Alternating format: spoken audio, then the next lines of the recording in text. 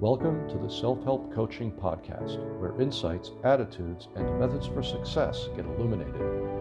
Learn what leaders and change workers have done and are doing now to create magnificent futures. We interview great guests who inspire you to overcome obstacles and achieve your goals. Be sure you visit our website at self-helpcoaching.com. While you're there, subscribe to us via your favorite network. Now, just relax as you listen. You can do something else, but be ready to make an important note. And let's get started. The title of this interview is The Secret to Building and Sustaining Your Brand. Our guest is a CEO, executive coach, corporate trainer, and professional speaker working with companies to create an interdependent work environment and thriving culture through a growth mindset foundation, effective communication, transparent leadership, and higher engagement. Wow, that's a lot. He also mentors C-suite. There's more to come. So buckle up, listeners. He mentors C-suite business leaders, entrepreneurs, and sales professionals to build and protect their brands by raising their level of influence as trusted advisors to maximize their results. His book, Master Your Inner Critic / Resolve the Root Cause, Create Prosperity, went international bestseller in 2016. He also co-authored the recent addition to Mastering the Art of Success with Jack Canfield. His weekly radio show, Sustainable Success, is part of the Voice America Influencers channel. He is also an accomplished business and emotional intelligence strategist, award-winning author, certified mindset expert, a media personality, and wellness advocate. Ladies and gentlemen, and others, I give you Christopher Salem.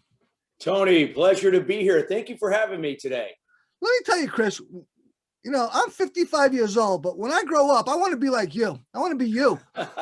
Well, we're not too far apart from one another. I'm going to be 54 in July, so we're like the same age. Let me tell you, I have high quality people on this show, and I had someone recently he's in semi-retirement, 73 years old, has a massive wealth of experience and body of work behind him.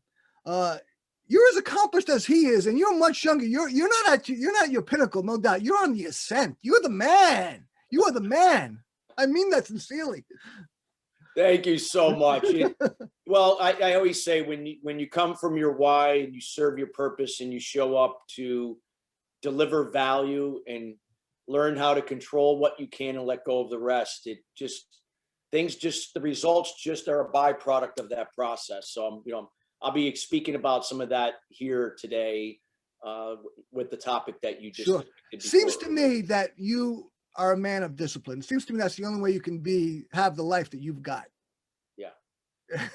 You know, Tony Robbins, who's one of my icons, always says to embrace discipline, make it your friend. And I've always strived for that. And it's not, it's obviously it's not easy, but it seems to me that you did that. Been doing it for over 21 years, and Tony is right about discipline, because discipline with consistency will allow you to remove habits or lack of habits that did not serve you, to adopt better habits and disciplines that will. They become patterns subconsciously. So the things that you don't like to do that you know are good for you, you will end up doing. So, and then over time, you look forward to doing them. So I wake up, and the things I do each and every morning, I just do. I don't even think about it. And it's just part of my daily life now. But in the beginning, yes, it is never easy, but embracing pressure is the only way that's going to allow you to develop mental toughness to move ahead in whatever that means to you in your life and business. Seems to me that's the trick, getting past the thinking. It's the thinking that gets in our way. Yes.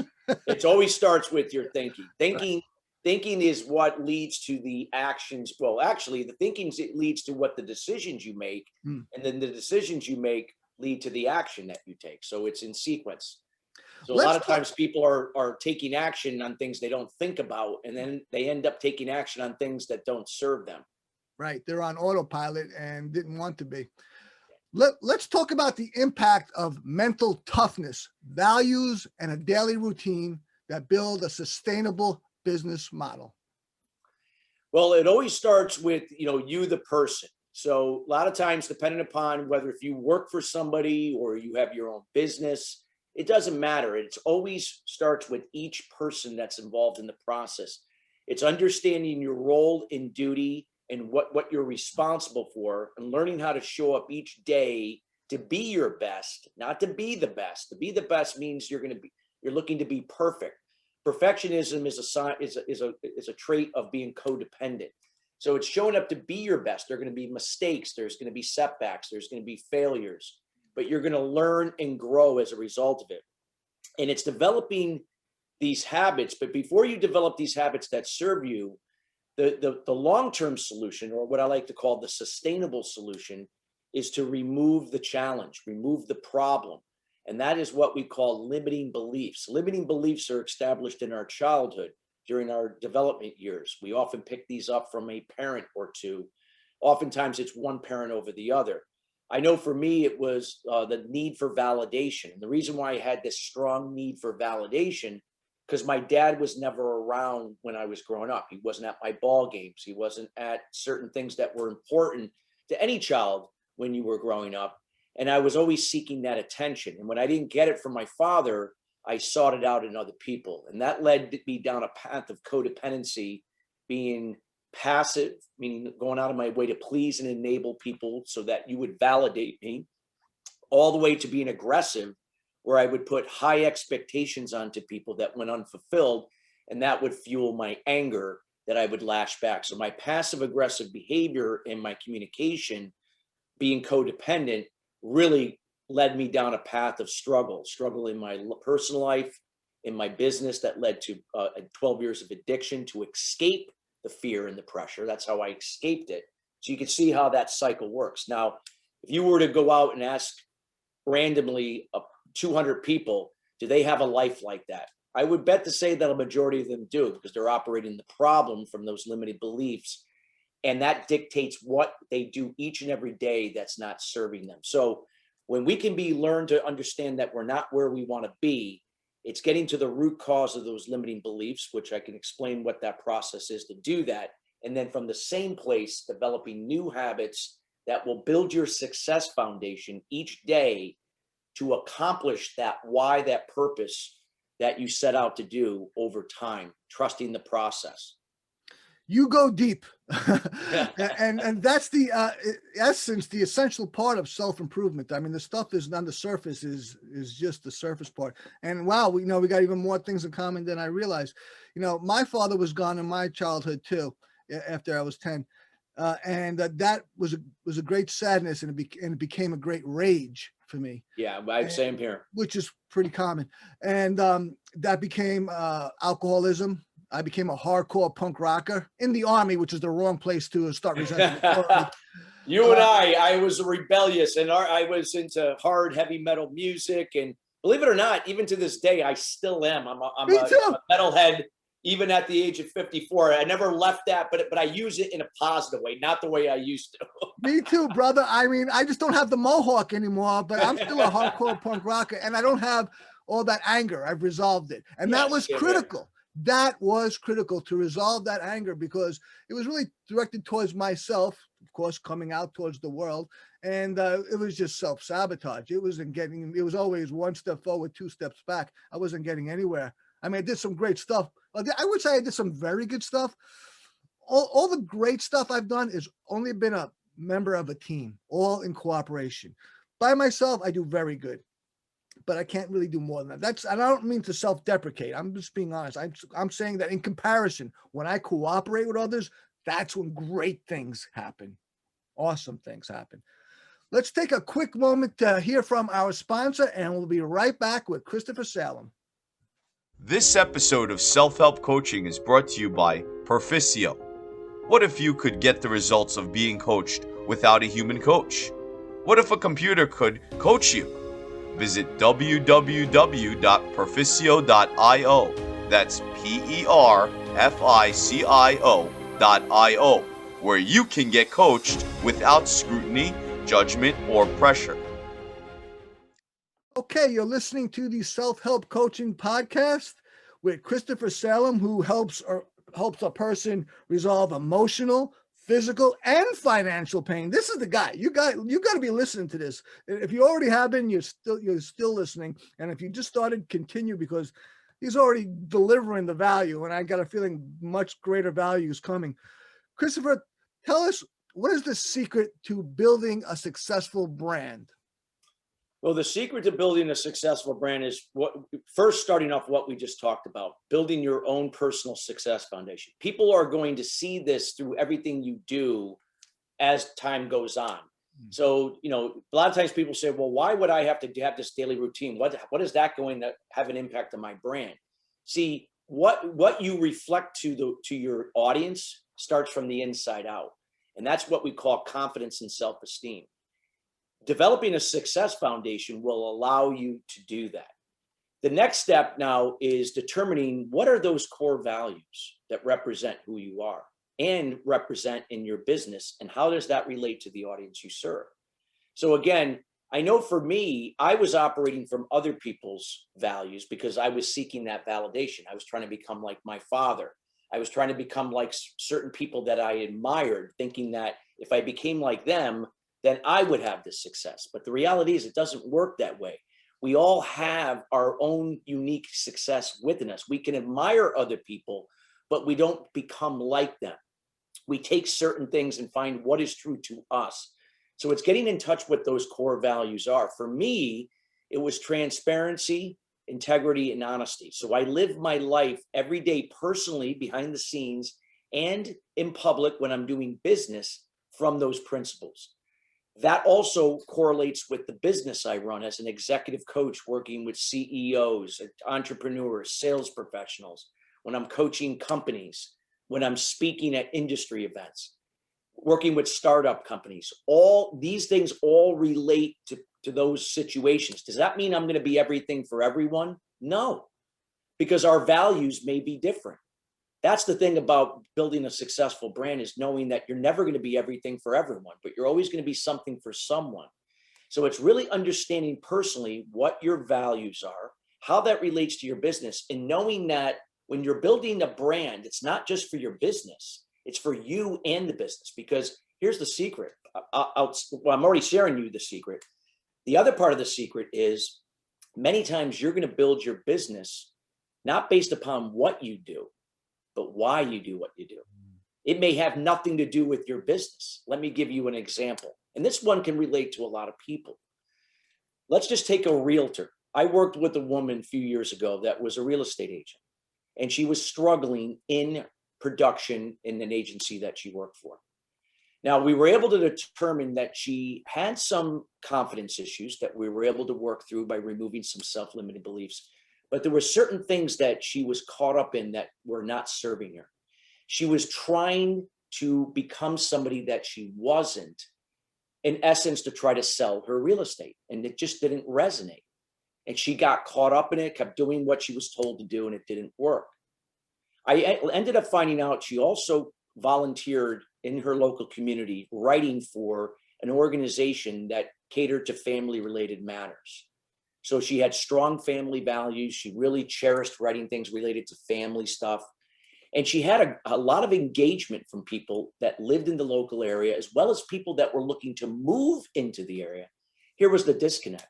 The disconnect was they knew who she was, but now they knew why she did what she did because they connected with those family values. But now they still didn't know what she did other than she wrote articles. She began to sign her name and put that she was a real estate agent, didn't say where she worked for, didn't promote any real estate, just said she was a real estate agent. Simply one addition. People began to reach out to her through the family-related organization, not through the real estate. That's where they connected on her why. And when they felt that she was compelling to them, and they felt that she related to them, when they found out she was a real estate agent, now they wanted to know more about what she did. Can you help me sell my home? I know someone that's moving into the area. I would love to refer them to you. I know that someone that's looking to sell their home. I really rather work with you. Now, they could have chosen 10,000 realtors in a 60-mile radius to do that. Why did they choose her? Because of her why. That had nothing to do with real estate. It was about family-related values. It's learning to build your brand on those values indirectly. People want to know what you do when you've given them a reason why, when something is compelling to them. That is the secret, but you have to have that foundation. Removing the limiting beliefs, build the confidence level, determine your core values in your business and how that relates to your clients, and then finding ways indirectly and directly to elevate your brand and give that value consistently through the channels that leverage your strengths. There you go. Awesome. So people want to do business who they know, like, and trust, who they see is congruent with their values, who walks the walk, because when the talk doesn't match the walk, then it's, then that's the brand. It's like somebody telling you like they do this and you think that's that, and then you find out there's somebody else. Right. The brand is what you see them do, not what they say.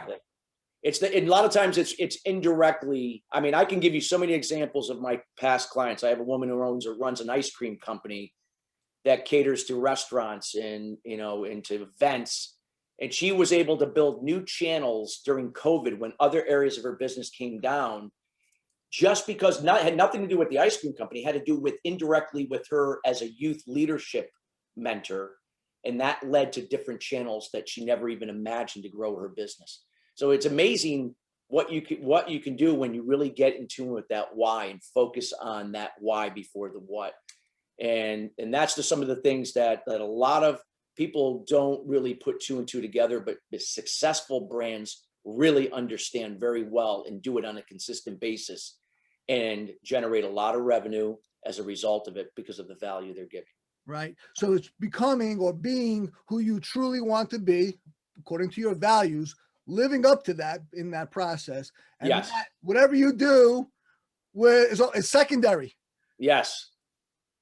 Yeah, it's, one of my heroes, and when I created a virtual coaching program, our first home study course was by Benjamin Franklin.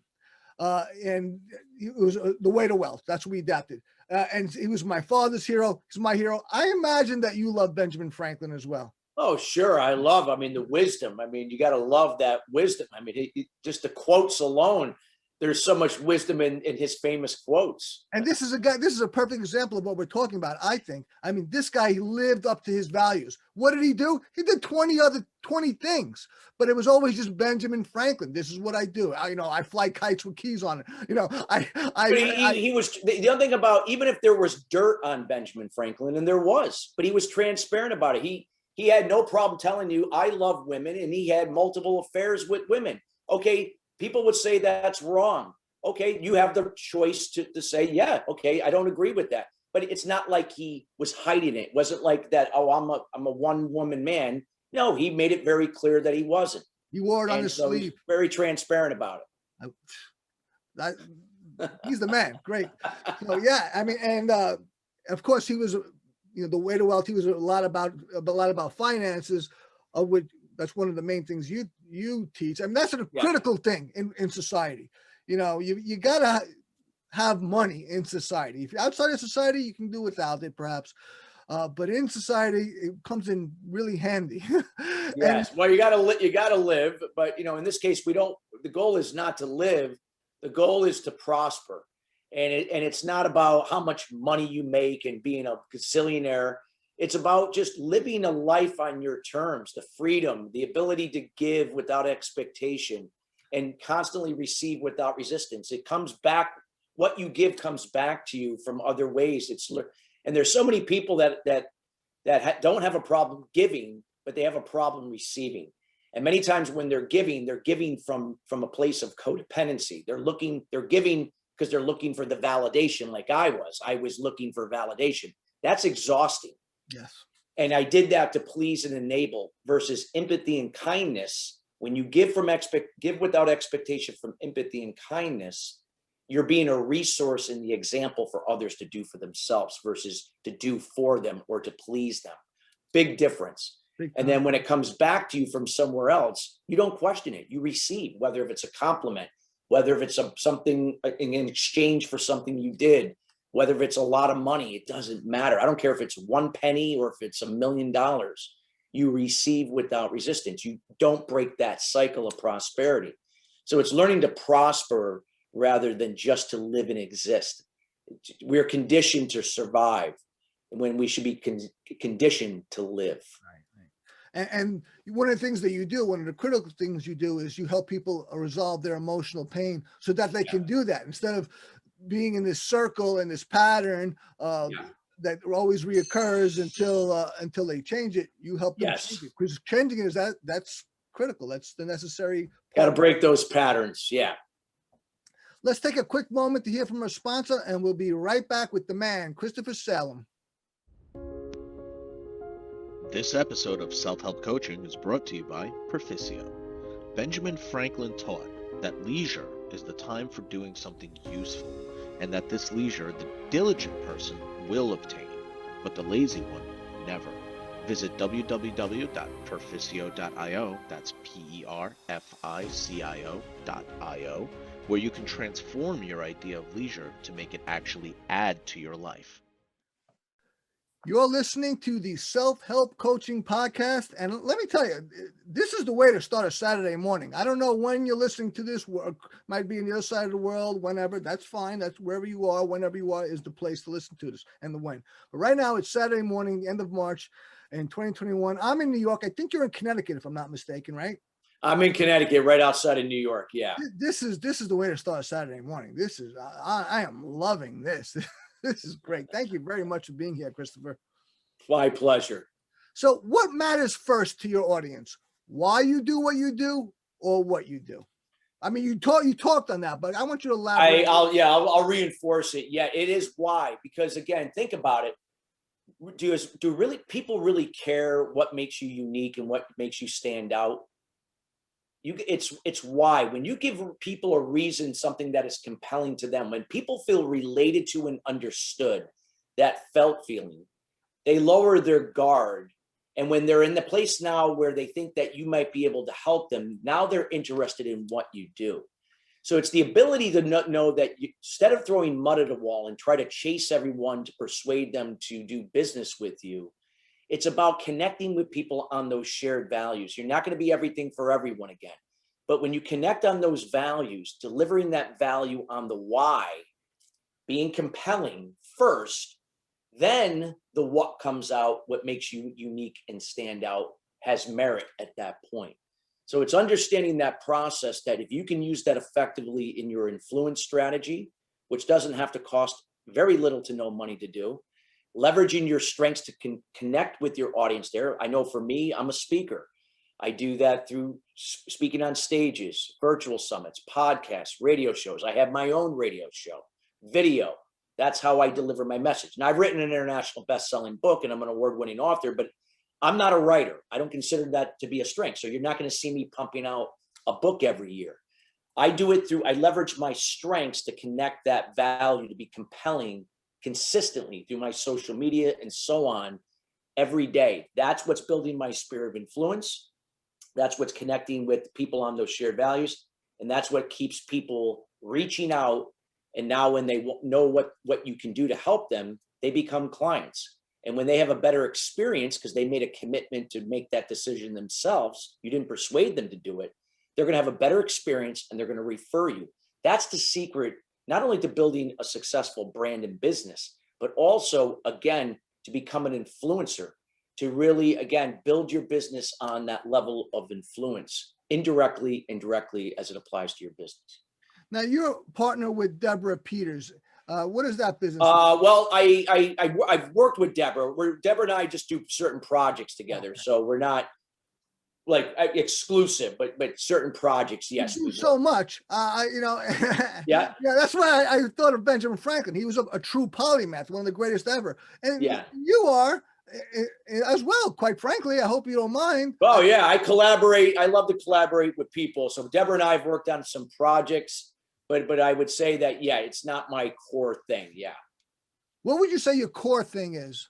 My core thing is, again, helping, people to get out of the problem into the solution, whether if it's a business or again, an individual. I help people to improve the quality of their lives, their finances, also help scale their businesses, help them to sell their businesses, do mergers, acquisitions, exit strategies, and then for corporations to help build interdependent work environments. So if they're looking to grow their business, expand, it's looking at the inside. How are people working together, building that engagement to convert them from codependency to interdependency, leveraging strengths, offsetting weaknesses, moving towards effective communication, active listening, and transparent leadership, and then taking KPIs to fully measure the progress as people come together. That will reflect with more business and better customer service on the outside to their customers. So those are the things that I focus on. I do, I train companies, and then I coach individuals from CEOs right down to everyday entrepreneurs. We'll be talking down the road because I'm the head of my company. I was a life coach. I closed that coaching practice to start a technological coaching company, and we created a revolutionary product which should be launching. Yeah. And I'm the executive director of that company. It's just a title, but someone's got to be the head, and that means someone's got to take all the responsibility. What that means, and so we're very similar. But you work at a higher level, working with these other companies and corporations and executives, really getting them to get the results that they want. I want to do that, but I don't want to do it the way you do. You do it the way, which is awesome. Well, again, Tony, I work with also everyday entrepreneurs. I work with people that run small businesses. They're dentists, CPAs. Oh, yes. I'm alluding to that. What I did with creating self-help coaching is that any person, whether it be the layman or a executive coach or a CEO or chairman, they have skills that they need or need to refine or master. And they can do that with self-help.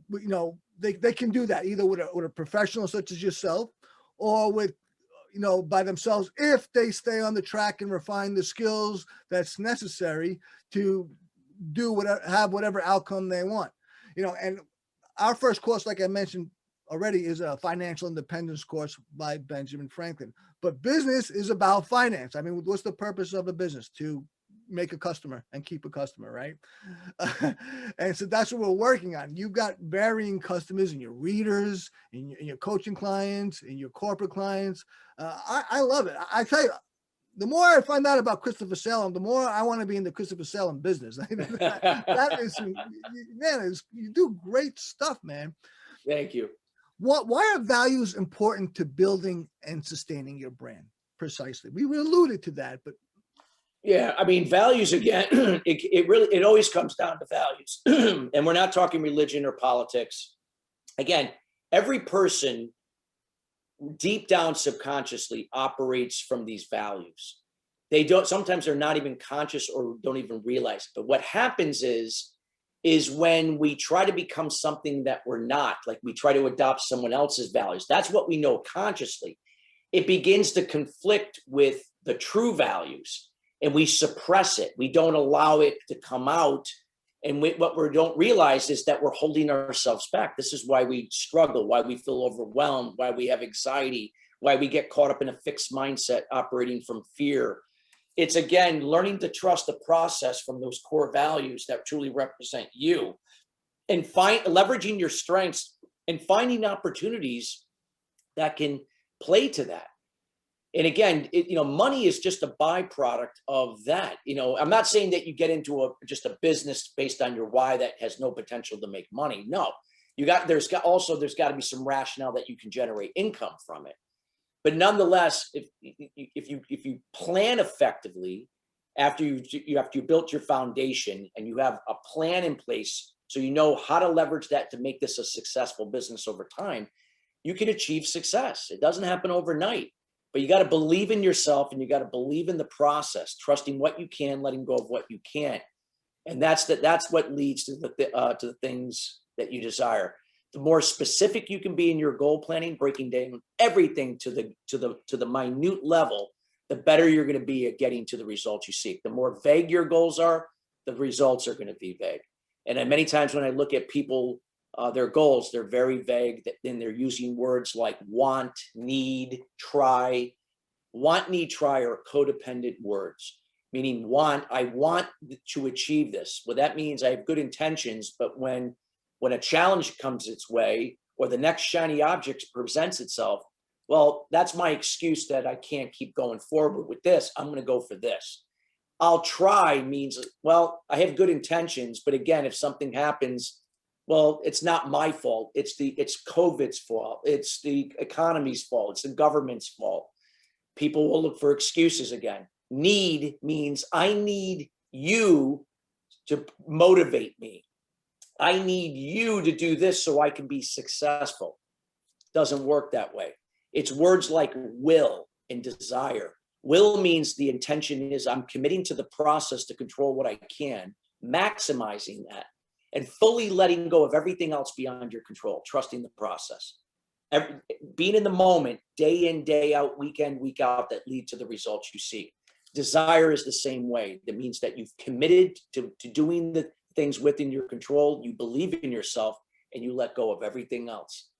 That is the difference when it comes to goal setting. And a lot of times I could see it immediately when I look at people's words. I can see in their actions, how they talk. That will dictate where they are in terms of their confidence. But I do have programs that help people to, make shifts to change that over, a certain period of time. It could be, depends on the individual. We'll talk more about those programs. Yeah. But one of my favorite self-help authors, Brian Tracy. Now, I don't know if he's the originator of it, but as a goal pursuer and as the head of my company, I always am reminded one of the things I read in one of his books. It's a mantra to me. And he said, if it's to be, it's up to me. And it's that simple. No one else is going to do anything that needs to be done for me. I've got to do it. Yes, there's absolutely, you must leverage, you must cooperate us. Absolutely. But I must take responsibility for making the things happen that I want to happen. And that's simple. That's the way I see things. I agree 100%. And again, it's learning that, if it's going to happen, it's going to be up to you. Again, within your control, it's letting go. The magic happens a lot of times with the things that you let go of. It's like, for instance, that I'll go out of my way and I'll prepare a proposal for someone, and I'll do, I'll put a lot of work into it, and I follow up, and then the person or the company doesn't get back to me. Yeah. And then I follow up one more time just to see, hey, where are you at? Or would you like to review? They still don't get back. I let it go. It's beyond my control. No matter what I do to try to persuade them, it's not going to work. I don't persuade anymore. I influence. I empower people to draw their own conclusion. But again, it comes back to the give without expectation. I already know that I've already got my value bank, that I've given value somewhere. So it's going to come back eventually. I believe in the process. It's when you trust that process, the things you can't control, is when a new door opens. Someone calls you out of the blue. I don't know if you remember me, but we talked about 6 months ago and you were going to help me, and I got caught up in something. Oh yeah, I remember talking to you. I'd like to start working with you next week. Well, okay, so there you go. So that's that's how it works. But what we do is we get caught up in everything we can't control. We're trying to will something like we can control it when we can't. So it's just focusing on what you know and you can control and maximize it. So that's what Brian Tracy meant by that statement: controlling what you can within your control. Let go of everything else. We mentioned at the onset, about addiction recovery. I don't mind saying I'm a recovering addict, though, I'm not in the rooms, as they say, anymore. I've been clean and sober 20 years. And a critical part in getting to that, getting clean it's acceptance is really what it is. But it's accepting what's in my control and what's not in my control. That is the critical thing. That's the key, having that wisdom to say, I can do this, I can't do that. Right? That was critical for me. That was the touchstone. And that's a practice, because because sometimes we think we make mistakes. Oh, that's in my control, when it's not. People are outside of my control. I can influence them, as you just said, but what they do, that's what they do. You can only control your communication, your behavior, your attitude, your action. And again, your emotions to thoughts. You can't control your thoughts, but you can't control what someone is going to perceive from what you said. You can't control their behavior. You can't control their attitude, and you can't control the action they're going to take. So why try to do it? But yet that's what people end up doing. They try to control things they can't control. That the secret is bringing it back to controlling what you can. And I can tell you, when you get into that pattern over time, life will get a little bit easier. That doesn't mean you're going to have challenges. They're still going to happen, but you're going to look at them in a positive way as part of the process to grow and become more. I learn more and I grow more, and my business has grown more through the challenges. I am grateful for my challenges. I am grateful for everything that has happened, the struggles I've had in my life to mold me where I am today, to be the example for others to do the same. My thinking is different from where I was in my first 30 years of my life, because I was the complete opposite of everything we're talking about here prior to that. So absolutely. I relate 1,000%. Totally, man. So one more word from a sponsor, and then we'll come back with the final segment with business and emotional intelligence strategist, Christopher Salem. This episode of Self-Help Coaching is brought to you by Perficio. Perficio learns more about you as you make progress and then uses that information to help you even more. It is quasi-AI. Visit www.perficio.io. That's PERFICIO.io, where you can be helped by something that learns more about you, because that is the difference that makes the difference. Okay, you're listening to the Self-Help Coaching Podcast with Christopher Salem, and he's wowing me with all his great content and value. I'm loving this stuff. And now we're getting into the final parts of the interview. Chris, how does a daily routine scale your brand? How a daily routine scales your brand. Again, it allows you, again, to be consistent with things that give you focus. A daily routine is going to allow you to have more clarity being in the moment. Meditation, journaling, reading, making your bed in the morning. I'm just giving you some examples. When you're in the present moment and you have clarity, you become more decisive. When you become more decisive, you take action. You also take more calculated risks to grow. You only grow when you take certain risks. I'm not saying you're throwing everything out there, but this is how we're able to grow. That routine, a lot of people take for granted, but it is the foundation that's going to keep the train moving every day. The key here is discipline and consistency.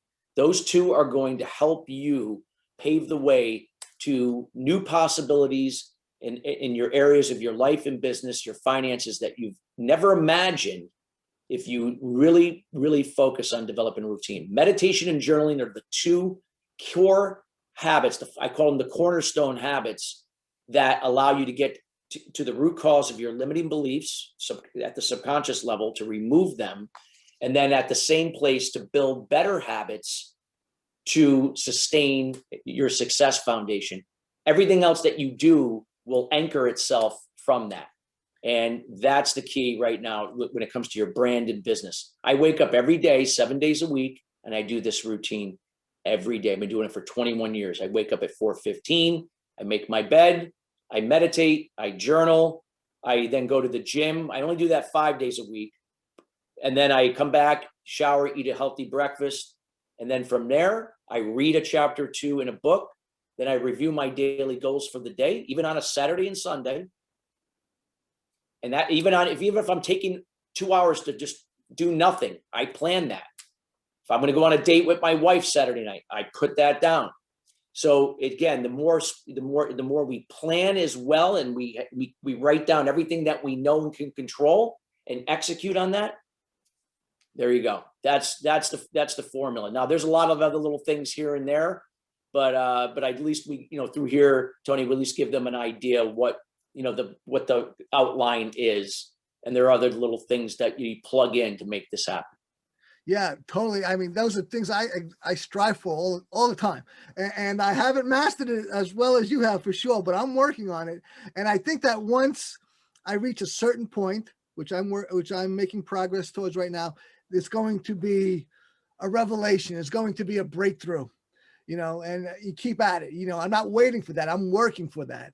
And it's a very exciting process, being the head of my company, I say to myself, this is the person I have to be in order to be the person who deserves to head this company, the person who I have to be to lead this company. I can't just be a guy who wants to exercise and doesn't. I can't be a guy who wants to get up early and doesn't. I've got to be the exerciser. Yeah. I've got to be the waker, because that kind of discipline will lead into all the parts of my life, including the business side of my life, I believe. Absolutely. Great stuff. I'm all about self-development. Obviously, so are you, and so much more. Tell me tell me about the EFA, that's Empowered Fathers in Action. Can you talk about that? Yeah. So Empowered Fathers in Action is a 501c3 organization, nonprofit that we set up. It incorporates all the principles that we've talked about here today on your show. But in this case, all we're doing here is applying this to originally we were applying this to help fathers become more than just a means to an end, that they play an instrumental role in their child's development. But we cater to the families. We cater to families to help them develop interdependent family structures free from limiting beliefs, so they can be better examples for their children to grow into adults with higher levels of self-confidence and self-esteem, to become future leaders in their homes, their communities, and businesses, again, being the examples for their future children. So it's a way to break the pattern of dysfunction, of codependency that gets passed on from generation to generation, and just causes chaos and friction with relationships, leads to addictions, leads to behavior that doesn't serve you, leads to never becoming, living to your full potential or becoming what you're capable of to serve at a higher level. So again, these are some ways that we're looking to build a more prosperous, thriving society when you start with one family at a time. And that's what EFA is all about. We partner and collaborate with a lot of different organizations as a way to kind of move towards that. So that's what EFA is all about. Yeah, and listener, if you're interested in that, go to efamovement.org. And I've been to that website. It looks fantastic. efamovement.org. So you do all this great stuff. And now you've got a program out, Become a Prospreneur, which is it looks awesome. Can you talk about that a little bit? Yeah, so Prospreneur is a way of life. It doesn't mean you have to be an entrepreneur to be a prospreneur. Prospreneur means that, again, it's putting your wellness first. And what wellness signifies, there's 8 pillars of wellness. There's your social wellness. That is your relationship with yourself and others. What is that self-talk? Are you listening to your inner critic or your inner champion? Are you in a codependent, independent, or interdependent relationship? So it's about shifting from codependent to interdependent. Emotional wellness, removing limiting beliefs to operate from a place of, in the present moment, of controlling what you can, letting go of what you can't. We talked about that. Emotional well-being. Physical well-being, finding harmony with, exercise and eating more raw, foods that are from the ground and foods that serve you rather than work against you, less processed foods. Financial wellness, your dialogue with money. Are you coming from a place of prosperity and abundance, or a lack or scarcity? So it's, again, changing your thinking and your mindset towards money. Occupational wellness. Are you coming from your why versus your what? We talked about that with your brand. Intellectual wellness. This is developing your mind each day, trivia, puzzles, things that keep your mind sharp to solve problems, not watching TV or on social media for 8 hours a day, on Clubhouse all day, these types of things. And then finally, environmental wellness. What does your environment look like in your home, your car, your workplace? If it's one of clutter, then there's clutter here. If it's organized, not too organized, perfectionism is a codependent behavior, but organized, then you're clear here, you're more focused.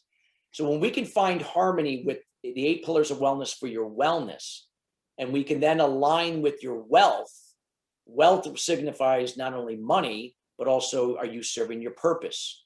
Do you value your time? Are you living to your full potential?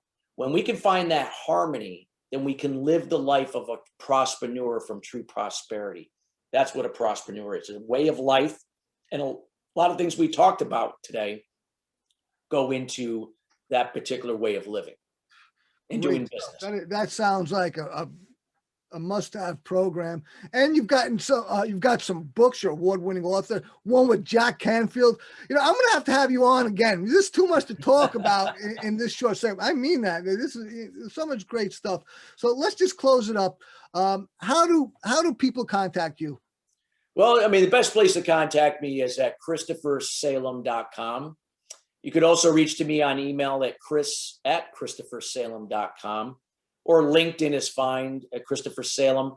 Again, I'm all about just connecting with people first. I like to see, learn about you. If there's some synergy, there's no obligation for anything. It's all about getting to know each other, and I'd be happy to chat with you. And if I can provide some direction or connect you with anybody in my network, I'd be happy to do so.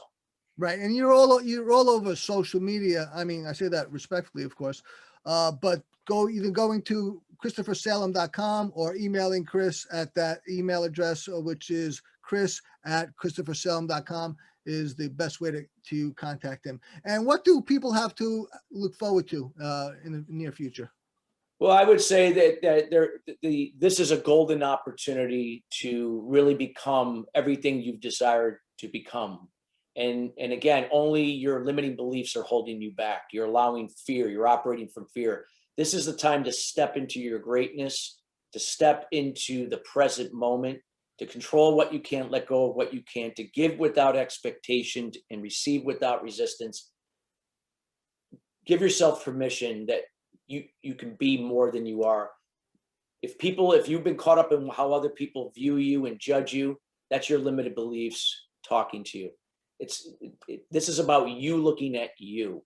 And it's just a matter of raising your level of confidence and self-esteem. There are ways to do this. You just got to make the first step to tap in and make it happen. As I mentioned at the outset, I have only high quality people on the show. You have been at the top of that. And I don't say that, I say it so sincerely. What you do, you walk the walk, my friend. You offer so much value that I want to know more about it. And I think that anyone that wants to improve themselves will want the same, because man, you've been an awesome guest, and we're definitely gonna have to have you on here again. Because happy to, Tony. It's been a pleasure to be here today. I really appreciate it. Just want to say goodbye, Chris. Thank you. Well, first I want to thank you very much for having me. It's been an honor to be here, and I want to thank your listeners and your viewers for being here, watching your great show. And again, you deliver so much value, having this channel to share these insights and wisdoms. And again, I'm just sharing from my own personal experience and things that have happened. You can too. So continue to listen to Tony's show as he brings on these great guests to give you, insights that will allow you to help yourself in your life and business. Thank you, Chris. And I want to say, this podcast is going to be launching imminently. It hasn't launched yet. Chris is okay. Chris is well established. No, I'm going to say this as a compliment. Chris is well established. He didn't have to come on here. I'm a little guy. Chris, I would say, is a big guy, or at least a medium fist. Let's say that. We mentioned Tony Robbins, okay? So we'll have perspective. He didn't have to come on here. He's a kind and giving person, but we're aligned with values. We're all about self-improvement, helping others, empowering others. And I was very kind and generous for you to come on my show. I really appreciate it.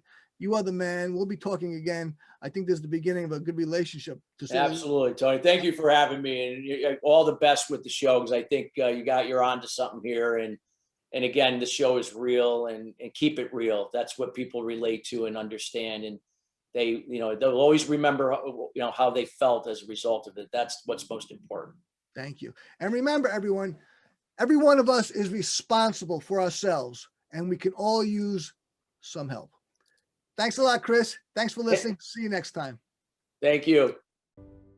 Thank you for tuning in to the Self-Help Coaching Podcast, where insights, attitudes, and methods for success get illuminated. Learn what leaders and change workers have done and are doing now to create magnificent futures. Remember to visit our website at self-helpcoaching.com and enjoy even more great episodes like this one. Again, while you're here, subscribe to us via your favorite network. We look forward to seeing you next time on the Self-Help Coaching Podcast.